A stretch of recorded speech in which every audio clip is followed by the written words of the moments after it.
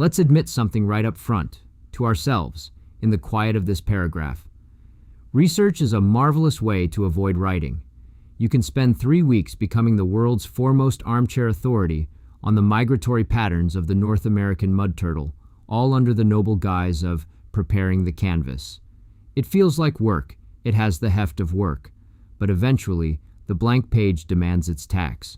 If your writing style relies heavily on this kind of deep dive gathering, if you are a writer who must first become a hoarder of facts before you can build a story, your note-taking cannot simply be an exercise in stenography.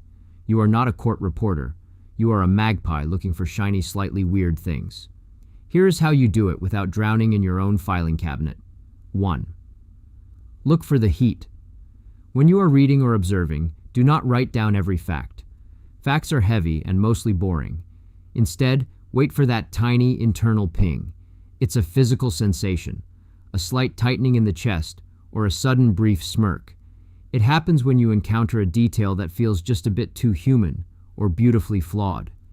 If an instruction manual for a 1950s vacuum cleaner includes a strangely emotional warning about over-oiling the intake valve, that is your note. Jot down the friction, not the manual. 2. The fragment is your friend. Do not write complete stately sentences in your notebooks. Stately sentences belong in the final draft, where they can dress up and impress the neighbors. In the note stage, you want fragments. Shorthand. Evocative, messy little strings of words that act like jumper cables for your brain later on. Old man, green sweater, smells like damp pennies. Perfect. Your brain can work with damp pennies. It cannot work with a 3-page dissertation on the sociology of the local park bench.